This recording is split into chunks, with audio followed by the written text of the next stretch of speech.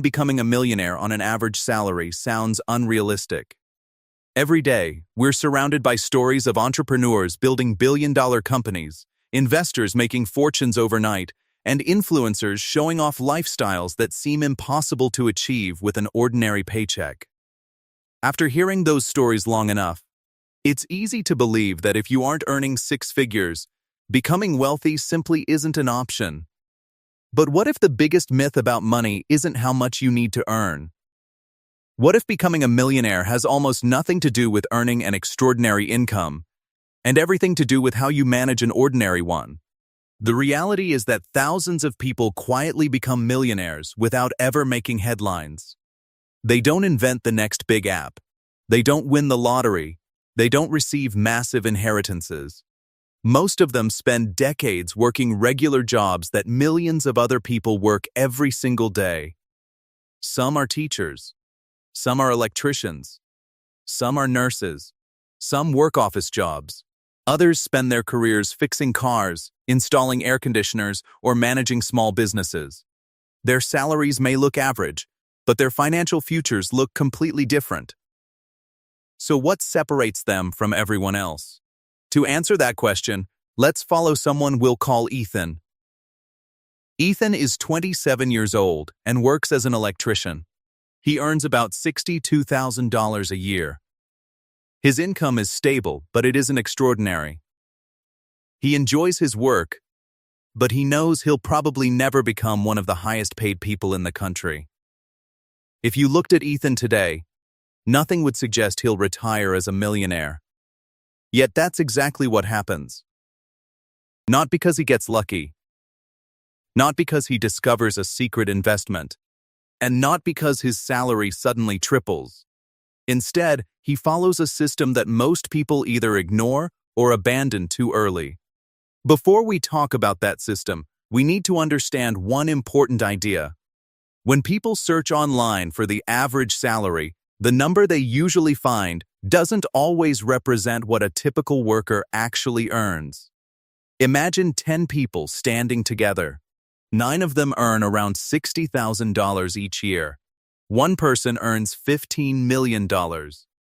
If you average everyone's income together, the final number becomes much higher than what almost everyone in that group actually earns. That's why economists often prefer using the median income instead. The median simply represents the worker standing in the middle. Half the population earns more, while the other half earns less. Ethan fits almost perfectly into that category. He's not rich. He's not struggling. He's simply an average worker. And that's exactly why his story matters. The first lesson Ethan learns isn't about investing. It's about protecting what he already earns. Think of your paycheck as water flowing into a bucket. Every monthly expense creates another hole in the bottom. Rent, car payments, insurance, streaming subscriptions, restaurant meals, coffee on the way to work, online shopping. None of these expenses seem dangerous on their own, but together, they slowly drain away the money that could have been building your future. This difference between what you earn and what you spend is called your financial gap. If Ethan earns $62,000 but spends every single dollar, that gap becomes zero. And if there's no gap, there's nothing left to invest. Many people assume financial problems come from one huge mistake: buying an expensive sports car, taking a luxury vacation, making one terrible investment. Sometimes that's true. But more often, wealth disappears through small habits repeated every single week. Ordering takeout because cooking feels inconvenient. Paying for subscriptions that rarely get used. Replacing perfectly good electronics with newer models. Financing purchases that could have waited. Carrying credit card balances that quietly collect interest month after month. None of these decisions feel life-changing. That's exactly why they're so dangerous. They slowly become part of everyday life. Ethan doesn't try to eliminate every unnecessary expense. He still enjoys weekends with friends. He still travels occasionally. He still spends money on hobbies he genuinely enjoys.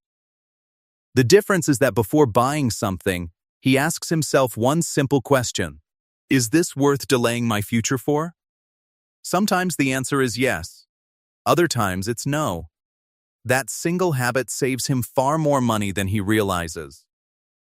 Now let's compare Ethan to someone else. We'll call him Jason. Jason earns nearly twice as much. His promotions come faster. His annual bonuses are larger. From the outside, everyone assumes Jason is becoming wealthy, but every raise changes his lifestyle. A larger apartment, a newer car, more expensive vacations, higher monthly payments. Every increase in income quickly disappears into higher expenses.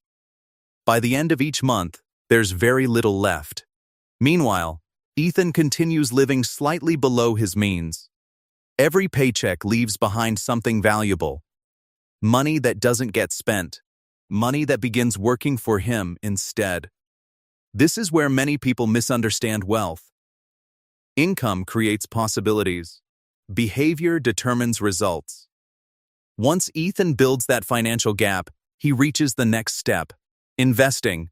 Most beginners believe successful investing means finding the perfect stock before everyone else does. They spend hours watching financial news, reading predictions, searching for companies that might double or triple in value.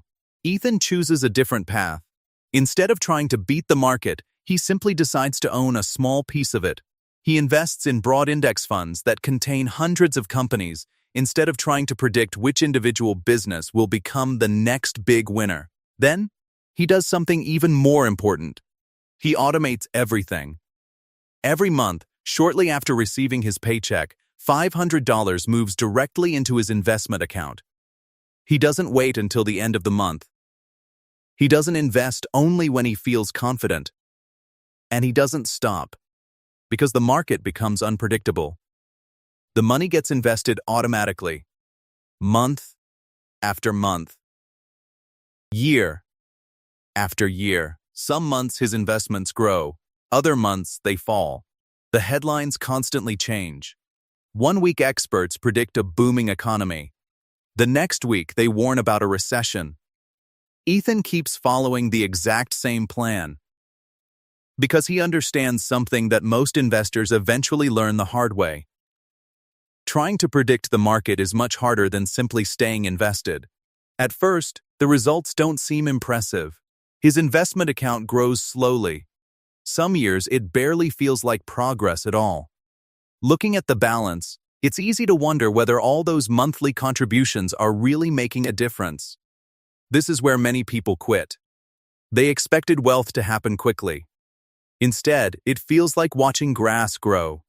But what Ethan doesn't realize is that something powerful has already begun. Every dollar he invests starts earning returns. Then those returns begin earning returns of their own. Little by little, his money starts producing more money, not because he works harder, but because compound growth has quietly gone to work. And while its effects seem almost invisible during the early years, that won't remain true forever. Imagine pushing a heavy boulder up a hill. At first, every step feels difficult. It barely moves, and it seems like all your effort is producing almost nothing. But once that boulder reaches the top and begins rolling downhill, it gains speed on its own. Investing works in much the same way. During the first several years, Ethan's portfolio grows mostly because of the money he contributes. Every month he adds another $500, and while his investments earn returns, those gains still seem relatively small. But something begins to change after enough time passes. The money he invested years ago is still growing. The returns from those investments begin creating even more returns. Then those new gains begin earning returns of their own. Slowly, the growth starts accelerating. Suppose two people invest exactly the same amount every month. Both invest $500. Both earn the same average market return. The only difference is when they begin. One starts at age 25. The other waits until 35. 10 years doesn't sound like much. But by retirement, the person who started earlier could end up with hundreds of thousands of dollars more. Not because they invested more money, not because they made smarter investment choices, simply because they allowed time to do more of the work. That's why waiting is often far more expensive than most people realize. Many people promise themselves they'll begin investing after getting a raise, or after buying a house, or after paying off debt, or after life finally settles down. The problem is that life rarely becomes less complicated. There's always another expense, another responsibility, another reason to postpone getting started. Years quietly disappear, and unlike money, time can never be earned back. Fortunately, Ethan doesn't wait. He continues investing through every stage of his career. Some years are exciting, others feel disappointing. But his routine never changes. Then something remarkable happens. After nearly 20 years of investing, Ethan notices that his portfolio is growing by much larger amounts than before. In the beginning, almost all of the growth came from his monthly deposits. Now, a large portion comes from the investments themselves. His money has started working harder than he is. That's the moment compound growth becomes impossible to ignore. But reaching that point requires another quality that many investors struggle with: patience. Every few years, financial markets experience periods of uncertainty. Stock prices fall. Television headlines predict disaster. Experts argue about recessions. Social media fills with panic. People begin checking their investment accounts every day. When they see their balances dropping, many decide to sell everything before things become even worse. Ethan experiences those same moments. Watching thousands of dollars disappear from an account isn't easy. It feels uncomfortable. Sometimes it even feels frightening.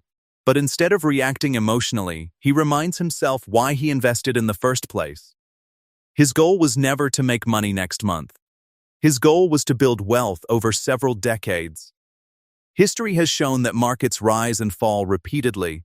Every major decline has felt different. Every crisis has seemed unpredictable.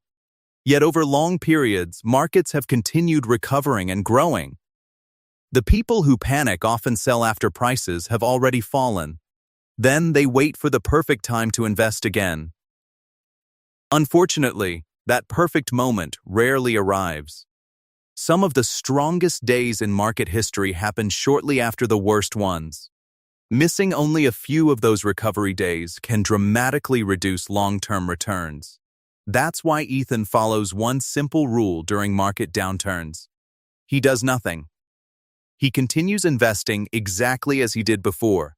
No guessing, no panic, no dramatic changes, just consistency. As the years pass, Ethan also realizes that building wealth isn't only about earning returns. It's also about keeping them. Many investors pay attention to how much money they make. Very few pay attention to how much quietly slips away. Investment fees may seem small at first. 1% doesn't sound like much. But those small percentages are charged year after year. Over 30 or 40 years, they can reduce a portfolio by tens or even hundreds of thousands of dollars. Not only because of the money paid in fees, but because every dollar lost also misses decades of future compound growth. Ethan chooses low-cost investments whenever possible.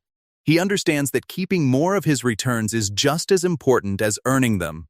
He also takes advantage of opportunities that require almost no extra effort. His employer offers a retirement matching program. For every dollar he contributes up to a certain limit, the company contributes additional money. Many employees ignore this benefit. Some don't enroll.